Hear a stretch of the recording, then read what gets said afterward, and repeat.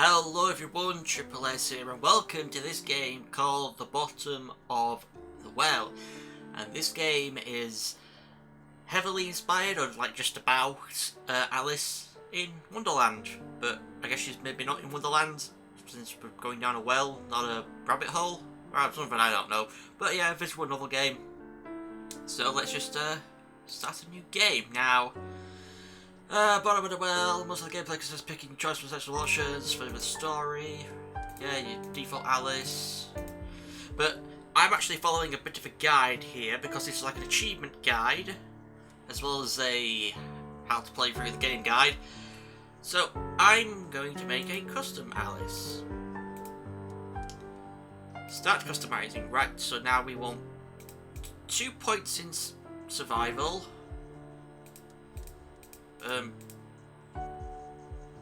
This represents currently. Oh, okay. 2 points in fitness, 2 points in social life, apparently. 1 in supplies, 1 in career, and 1 in dating. So then we're all out of things. So finish customizing. That looks right. So start. Now I've never played this game before. Oh, hello. Dear Diary, December 30th, 2015. Today I had the weirdest dream of my life. I'm waiting for Joe to come online so I can talk to someone about this. God, I feel like I'm going crazy. Morning, Alice. Morning. Do I click? What do I do? Oh, oops. Did you catch the anniversary reading last night? No. Well, I tried, but I fell asleep. Listen, about that. You fell asleep? Oh, come on, Alice in Wonderland's like our favourite. Let me finish. Something happened. I was tuning in on my radio. You're such a Luddite. Amazing I can even catch you online. Shut up, I'm not Luddite. I just analog things.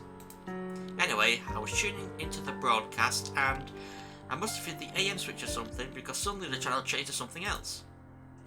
What? Aliens? Oh, government-run number stations? No, it was this weird, like, white noise at first. It's hard to explain why I was so drawn to it. I could hear snippets of some melody, maybe lyrics, but the signal was weak. So you turned it off and you continued looking for the Alice broadcast. So I went out on my balcony and turned the antenna around until the signal came through clear. It now sounded more like music with the odd signal in the background.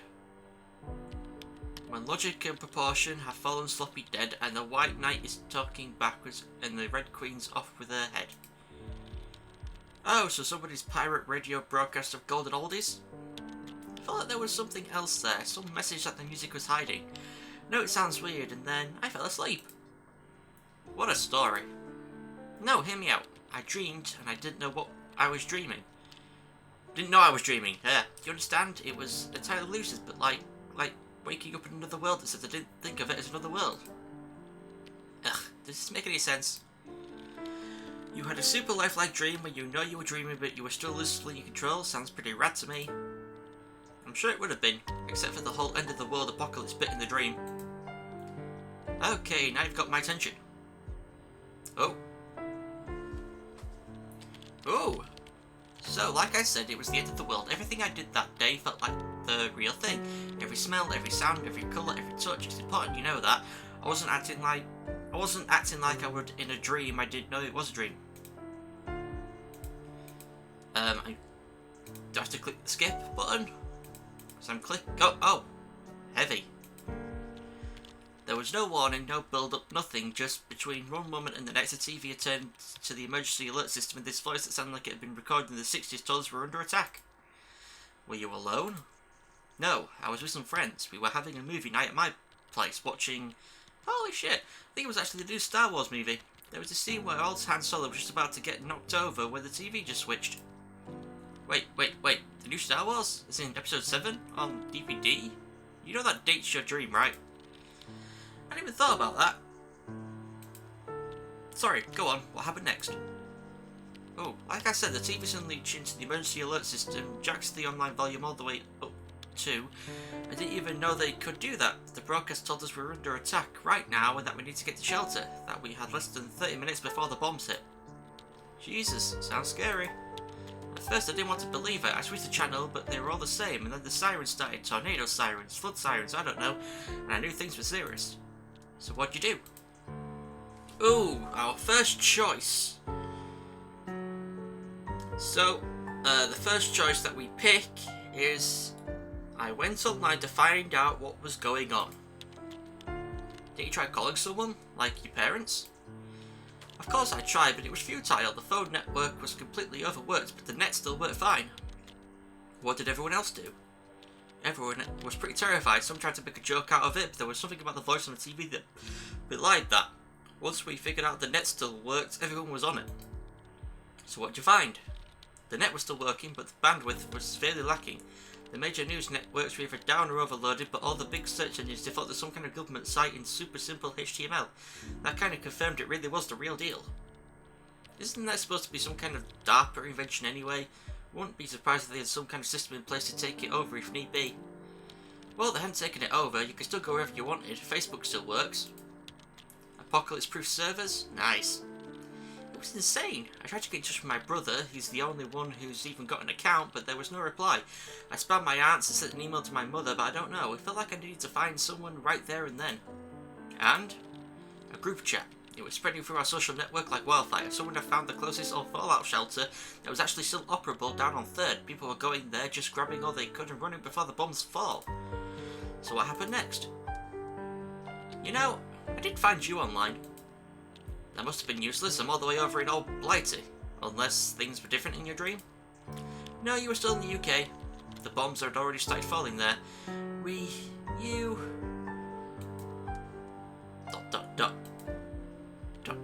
You disappeared. There was nothing more to do. Oh, great. So the wonderful UK, which is where I live, got absolutely obliterated in this blooming bonfire war.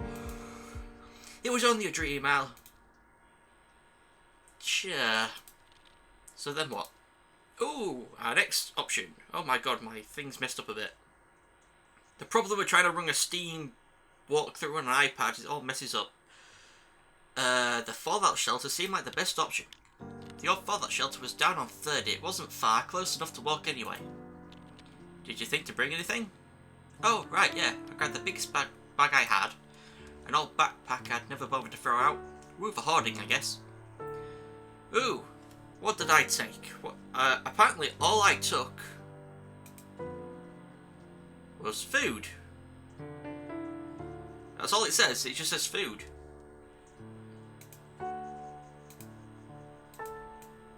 So is that it? I guess... No, I want the food. I guess that's it. It just says food to take food. Well, go on. What was it like? Did you run into trouble? You could say that. God, that shelter. So, we headed towards the shelter. I think we were all hoping it was all just a false alarm and tomorrow everything would be back to normal. Like an extreme version of Orson Welles' War of the Worlds broadcast. Actually, the panic that radio show caused was greatly exaggerated, probably by Wells himself, and it worked. We still remember it today. Great ad campaign. Guess that English lit degree's coming to some use at least? Yeah, well, it didn't really feel like it. I remember trying to think of words to describe the way the streets felt, the way the city sounded, turmoil, chaos, anarchy too, tumult, pandemonium, the capital of hell. Now who's got the green lit? Stop stalling. Yeah, it's just so fucking damn. Like I said, everything felt so real. The panic in the streets, the accidents everywhere, we know an emergency responder showing up, and the ever-present siren. It was like everyone walked with their eyes to the sky, just expecting to see a flash. Did you make it to the shelter okay? The shelter was actually in the basement of a bar. They used it as storage, which was handy since there was a door towards the street. But there were no signs or anything like that anymore. I just knew about it from the Facebook conversation. Okay, wait, isn't that bar you always go to? The red bar? Oh, that bar, I guess. Yeah. Go on, Alice, did you get in? We went to the old entrance, which was down a narrow side alley. Some of the others were waiting for us there, and a few more came while we said our hellos. I actually felt pretty safe in that big group. Suspense is killing me. So I knocked on the door and then immediately tried the handle. It was locked. Nothing happened for a while, then the door opened just a bit and she stuck her head out. She? The bitch queen. She was this redhead chick who had taken charge of everything in there. She was the one who originally posted about the place, so I guess she felt she owned it somehow. She stood there in the doorway looking me over and then basically said, "We're full." like it was an exclusive club. I can't believe they just keep you out for no good reason. Was it actually full? Not a chance. There was a sign on the door that said capacity 100. There was just no way there was 100 people in there already. I said as much, she didn't reply. I guess you just... you didn't just let it be at that? Bloody hell. Speak English, man. Actual proper English, because that was just all over the place. I tried to push the door open. I wasn't having any of this shit. The door clearly said capacity 100 people. There was no way there were 100 people in there. So what'd you do? I pushed with all my might, but she wouldn't budge. She was stronger than she looked. We were at an impasse, but at least she hadn't just closed the door. What'd you do? Oh, what did I do? I said I wasn't the only one wanting to get in. I told her there were others out here, and that we wanted in. It's not a very good argument if the premise is that the place is full. Yeah, except that I used it as leverage. I told her we were coming in one way or another. Guess there was something about the way I said it that made others realise it was time to loom closer. You're a right thug. So she let you in? Reluctantly. But you did try to get the rest in with you, right? Ooh. I tried to get as many in as I could. Well, good. So how did that math work out? It wasn't math, it was narrative. Her narrative was, this shelter is full, but we can take people who have their own supplies because we have none to spare. I knew then already it was bullshit, but I had to humour her. Anyway, the narrative math was very simple. 1 day of food for every person she was letting in. So we talked about it. But of course, I only had enough for myself. Or for one other. Ooh, what's next? I gave up both my food and my spot. Achievement unlocked, Angel. That's one achievement that you can get in this route. Wow. What else was I supposed to do? Well, I mean, go in. It didn't feel right. I gave up my food and turned around and left. I stepped back from the door, the sound of it slamming shut still echoing in my ears. It was a sound of desperation. I knew there'd be no more opening it. I had to think of something else. What did the others think? They all looked at me for some reason. It was pretty weird. I didn't really think of myself as the leader type. So did you go with them together somewhere else? I was pretty sure they followed me, but the thought of me as a leader, I don't know, it scared me. I thought about maybe heading off by myself instead. So realistically, what were your options? Ooh, what did I do? What did I do? What did I do? I could try to leave town, leading the group. A little post-apocalyptic group of survivors. Did you have any idea what to do? Well, we need to get out of town, downtown area fast, which left us with a few options. The streets. I can imagine they must have been pretty bad. You live centrally, don't you? Yep. And yet, the streets were bad, really bad. Accidents everywhere, gridlocks as far as the eye could see, panic, bedlam, awful. So no buses, no metro, and you don't own a car, correct? That's right, and neither did any of the others, but we had a few options. One was to start walking until we got out of the gridlock zone and then steal a car. People were leaving them with the keys and the ignition just running away. Okay, sounds awful and reasonable. Another would be to try to find a car as soon as possible and then use it to make a way out of the gridlock. What, like in the action movies? A truck or a bus or something smashing through? Something like that. Alright then, so, what did you decide to do? My iPad keeps turning off. What did we do? We decided to walk past the worst. I decided walking past was the best option. The whole downtown area was gridlocked, cars everywhere, people running down the sidewalks, and the sirens blaring. It was like one of those disaster movies. No hope of driving anywhere, at any rate. But where was everyone going? Most of them were going home, I think. People were just in the wrong place at the wrong time. There you were, running away from home. Once I made my decision, I stuck to it. No matter how much I was filled with doubt, half an hour was nothing. Nothing at all, but luckily that estimate was completely wrong. Sometimes I'll walk for half an hour in the wrong direction just because I stubbornly refuse to believe I'm lost. I didn't know what was the right direction, but I did try to get wherever I was going as fast as possible. I stayed off the major roads, especially roads that I knew led towards metro stations. Not that I was the only one who'd gotten that grand idea. Was there any danger? Like people attacking each other or something? No, I thought we were all going in the same direction, but then I realised that the crowd was heading somewhere I hadn't planned to go. A subway station. What'd you do? I elbowed a few people and ducked and weaved my way out of there before I swept too far along, but I did lose precious time. Time. Yes, isn't that the thing you're fighting here? How far away were you planning on getting? Well, a lot further than I'd gotten at that point. I I could practically still see my apartment building, but the crowd was slowly thinning at least, as you saw a vehicle in motion, an ambulance, weaving between stalled cars with its sirens blaring. What'd you do? What did we do? What did we do? I kept walking, although I started looking for shelter. I found myself looking over my shoulder all the time, as if the flash could come at any time. You could have said moment, that would have sounded better. Aren't you supposed to look away from the flash? Well, yeah, but how could I not? Some warning, something? The sirens were pointless. Weren't they supposed to warn when the event is imminent? Now we've been out for at least an hour and no bombs yet. I think I would have just stayed at home or done just about anything but head out into the open. You do that when you have this dream. I did what I did. So how long did you risk staying out? Ooh, what did we do? I knew we didn't have much time, so we ducked into the closest shelter we could find. So what'd you find? I was really starting to feel like getting caught outside close to all of these buildings would be a very bad idea. When I saw a subway sign, I immediately headed that way. That was probably not very safe though. I mean, it must have been packed. Oh yes. As I got closer, I did see something that made my heart surge. Policemen, actual government workers. They were ushering everyone down below, and people were actually moving in a somewhat orderly fashion. Is your subway system bomb-proof? I have no idea. I was caught in the stream of people either way, and found myself shepherded below ground. It smelled of pee and vomit and body odour, and the crying and shouting made talking impossible. Ooh. Oh. Ah, yes, we're shifting. Train. So a regular Friday night in the underground.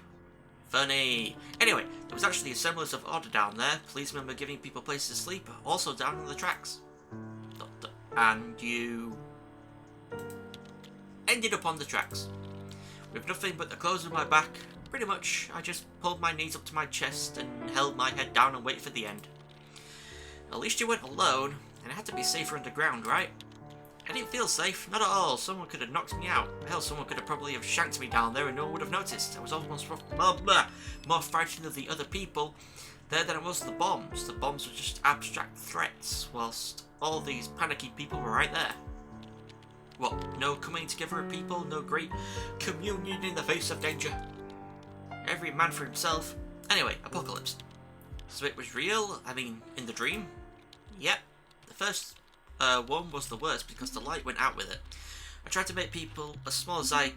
Wait, what? I tried to make myself as small as I could, but I still got kicked once or twice by people running by in a panic. A few moments later, there were flashlights out, police shouting, telling everyone to be calm. Be calm? Bullshit.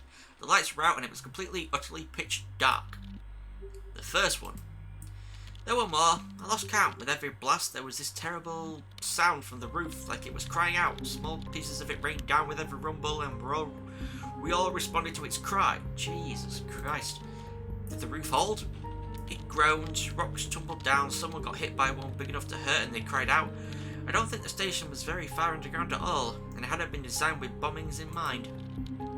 That must have been pretty harrowing. Not just for me, a lot of people got up and said they weren't going to stay. There was a surge of people. Panic was mounting again. It was quiet outside, but the policemen didn't want anyone leaving yet. There was a lot of screaming, some demanding to be let out. I had to stand up to avoid getting jostled or trampled again. What did I do? That's when the final bomb hit. Close. Maybe it had been shot out of course, maybe? Who knows?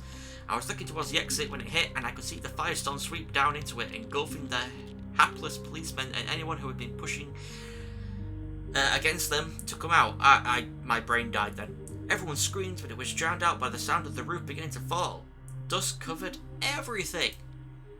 Holy shit, what'd you do? Oh, after I finished coughing, something was burning so I could actually see. Although I didn't particularly want to. What I saw was that most were either huddling down, praying to whatever god they wouldn't be buried alive, or then trying to escape. No one could get past the burning wreckage at the entrance, but the subway tunnels were wide open. Most were crowding into the tunnels leading westwards, away from the downtown area, but it was a stampede. The tunnels leading east, back from where I came, were practically empty by comparison.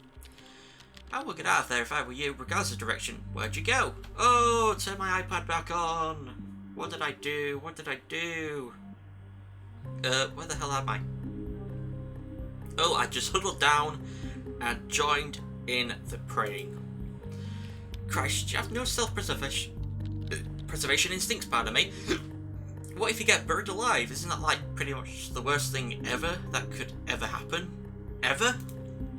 I do. I just didn't think it would be a good idea to either get crushed by a mass of people running into a tunnel with roughly as high a chance of collapsing as the station, or to run back towards the centre of destruction. Alright, so what happened? Did you get crushed? The roof fell, but it fell slowly, buckling under the weight of the buildings above, but still anchored by God knows how many steel supports that slowly bent out of shape, showering the station with concrete and brick and everything else. At some point, the roof smothered the fire burning at the entrance, and everything became pitch black again, at least at first. Holy crap, and you just huddled? No, I ran and crawled and got pelted by rocks and screamed and tried to climb out the train track but failed. There were bodies, people crushed, but I only saw those once the roof opened up and let in the light from the burning city. Wait, what? Okay, that's a bit of a glitch there. It switched to the Mad Hatter's thing, but it's still... Okay, what about the others? I have no idea, they just disappeared somewhere in the screaming masses. I hope they got out. The apocalypse. Yep. There was just so much stuff coming down from above. Slowly but surely the whole construction was collapsing. I tried crawling up, but God, suddenly I was pinned. Told you, buried alive. Not buried, pinned against something. I couldn't see what. I cried out for help, but no one had time for me. I tried moving the thing, but I think at some point I lost consciousness. That sounds like a pretty shitty situation, to be honest. Did you ever wake up? Ooh. I don't know what these symbols mean at the top. I don't know what the symbols mean at the top. I did. I think it must have been daytime, but the sky was dark with clouds. Ash rained freely through the now non-existent roof. My leg was pinned underneath a pile of rubble. Everything hurt and breathing was like inhaling sandpaper. I tried calling for help, but all I could manage was a croak. Wasn't there anyone else? Rescue workers? I heard voices in the distance somewhere, maybe on the surface. I tried calling out, but my mouth was basically a salt lake, so I started struggling. I pushed and heaved, but it was proving surprisingly difficult to get any leverage in on the thing that is literally pinning you down, but I managed to move it enough to cause a small avalanche of rocks to fall. The people must have heard it and came to investigate. 3 raggedy-looking survivors. That's lucky. Did they get you out? Yep. After some work and a lot of dust breathing on all parts. Afterwards, one of them gave me some water, and I could have happily married her right there and then.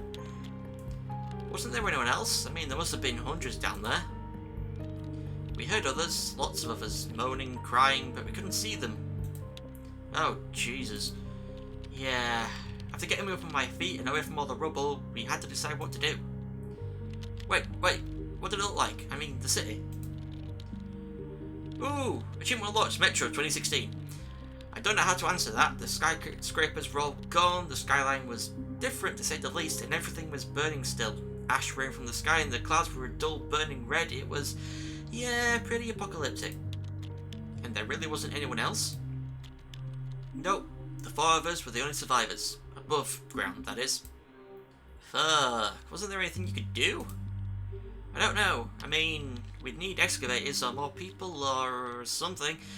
What if by trying it just ended up crushing them even more? Still. Oh, what's next? Oh, we left promising ourselves we'd try to find help. So the post-apocalypse, what did it look like? Day, Tuesday, December 20th, clear skies. Indescribable chaos. I mean, literal chaos. The city is always kind of chaotic, but all the parts stick together. Windows have window panes, doors are attached to doorways, walls make the difference between inside and outside. Now it's hard to tell where the street ended and the runs began, so to speak. I don't know what else to say. Did you companions have a plan? No, they were as dazed and as confused as I was, but we all felt we had to move away from the centre at least. That's where the danger was. Were there other survivors? Yep, just like us, they were just walking down the street, completely dazed. Someone had written on the wall of the subway station, Matthew 4:1.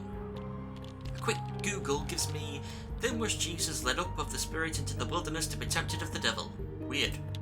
Not so weird. Wilderness, apocalypse, frontier, they're all connected. What about radiation? I mean, wasn't that the big danger? Fallout? Yeah, there was this rain of ash coming down. It probably wasn't very good. I wrapped a shirt around my face and tried not to breathe in too much of it. I don't know how useful it was. So what'd you do? I of course started wondering about my friends and family, but it felt like they were so far away that there was nothing I could do about it. Ches, though, I think he had left town just like me. Ches? My boyfriend. In the dream, I mean. It was weird. Were you close? I don't know how to answer that, but I guess we were pretty steady. How steady? Well, you know, I felt there was potential. Encouraging. Sounds like you had to make a decision. Oh, what did we do? What did we do? What did we do? I wanted to keep going. There were a lot of other survivors on the road as well, and soon enough the rumour started circulating. There was a government evacuation centre set up in the old college. Everyone was going there. The college? As in your college? Yeah, talk about coming back to the beginning. Anyway, that's where everyone was headed. There was just one minor problem. Oh? The river. There's a river? Not something I thought about either. I didn't live anywhere near it, so whenever I crossed it I just drove over it. But there it was, a geographical reality. So, I mean, the bridges were surely still there. True, but when we approached them we realised they were occupied. By whom? I'm not sure. I saw them from afar and kind of ducked into cover. I saw immediately they weren't good news. They had guns and were harassing the other people who come to the bridge. I think they were mugging them. Did they let anyone pass? Yes, some, but I didn't know what the price was or if they had some other criteria for letting people through. So what did you do? What did we do? Oh, wow, I went up to them and confronted them. Brave. Well, I wasn't alone. We might have been largely unarmed, but we were a team. So, what were they? Just thugs? Part opportunists, part worried townsfolk. They claimed that they were protecting their part of the town from riffraff who were coming down from the city trying to steal all of their uncontaminated food. That this was just a kind of concerned citizens roadblock. Conveniently in the way towards the main evacuation centre. Yeah, but, well, I mean, they had a lot of guns, but I didn't really detect a lot of malice in them. It didn't seem that they particularly wanted to use them. So what'd you do? This is the last option for us to pick. I explained me and mine were going through, and there was nothing they could do about it. Whoa there, what about all the guns?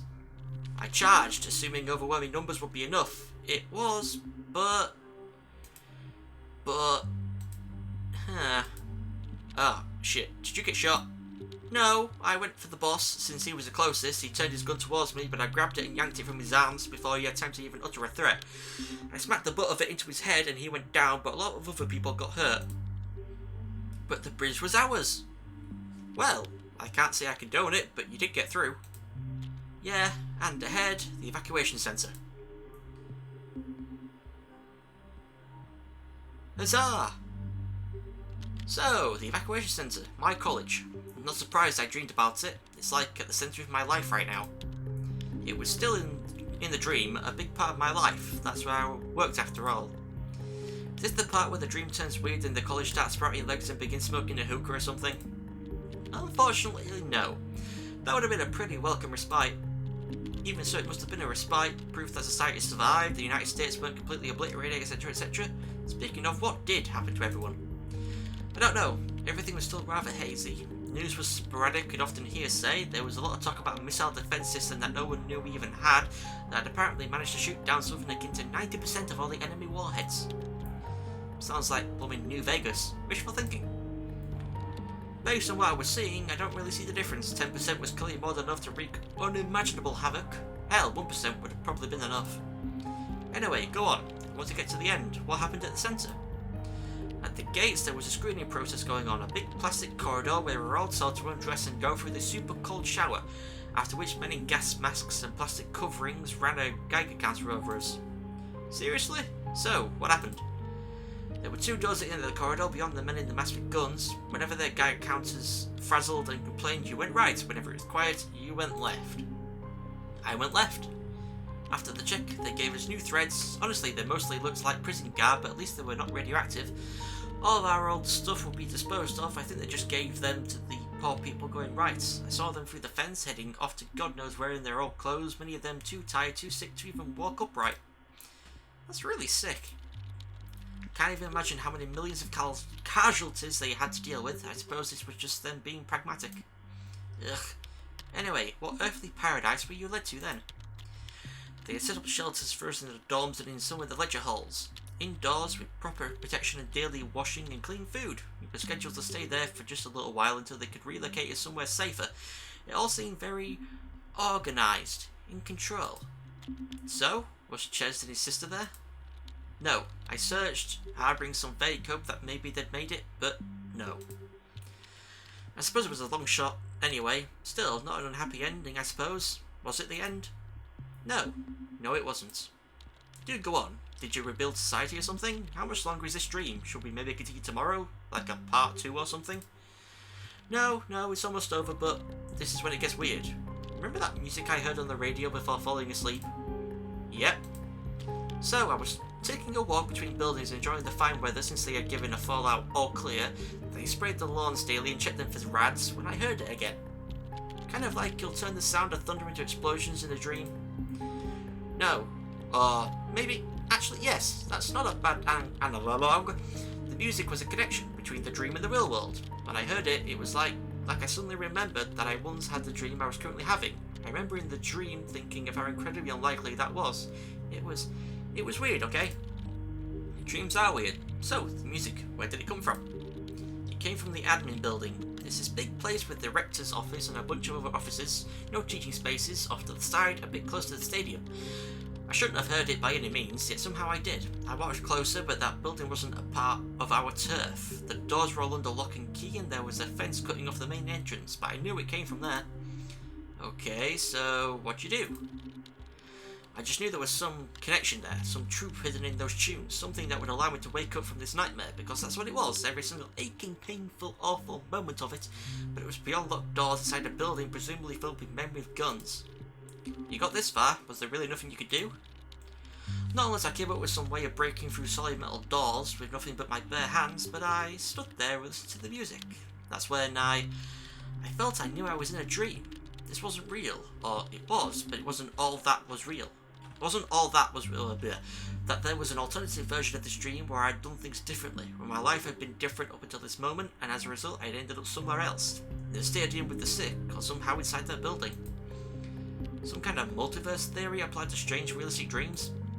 If there is an endless number of dimensions, who's to say there's not one where dreams are more real than reality? Anyway, no. More like, I remembered having made certain choices about what I wanted to do with my life, how I was going to spend my time, and all those choices and a million others had led me up to this moment. This moment of helpless separation, but that if I had done differently, things would be different. Bravo! That's kind of how the arrow of time works. You do X today, and maybe Y happens tomorrow, do Y today, and maybe Z happens. Yeah, except, what if you can foresee where the arrow of time is going to hit? What then? You saying you had a prophetic dream? That's what I'm saying. The dream ended shortly after that, because I knew I was in a dream and I know I had somehow ended up wrong. I don't want to talk about how I ended things, but it wasn't difficult, and then I woke up. Oh, achievement unlocked, so close. And thus concluded my dream. Well, that was interesting. What do you think? I think it felt incomplete, like there was something missing. That wasn't the way it was supposed to end, you know? Dreams are supposed to end in certain ways.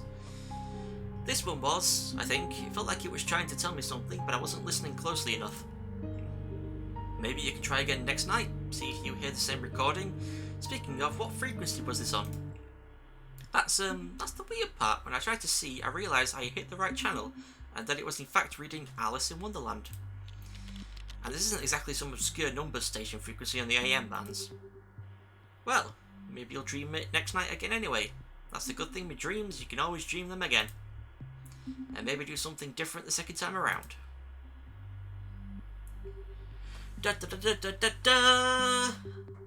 And I'm guessing that we're going to go back to the main menu? Or is it like, am I going to see, oh, there we go. Yep, credits. Red Nettle. And, oh, there's some achievement. Achievement unlocked, first death. And achievement progress, better prepared. So, that's the first, like, ending, sort of, where you get a bunch of achievements from doing different option things. And now I have to do that, like, I think I can do one more route, but then then after that I need to do it 5 more times to die, and then that unlocks more routes after that, where new stuff gets added to the dream after I've dreamt it 5 more times, well 4 more times now. It's pretty cool. Like, it makes you like replay it, and then the game ends up differently because it adds in new things to the dream. Like, it's all recursive. Like, I always start again, it'd be like, oh, it's the next night, and I'm having the same dream again. But this time I'm going to do it differently. I'm talking to the Mad Hatter again and stuff. So, yeah. So, thank you all for watching, and I'll see you all next time for the next, I guess, ending of the bottom of the well, where I shall do things a little bit differently and get some even more achievements. And yeah, we'll go see where we go from there. So, thank you all for watching. I'll see you all next time. Goodbye.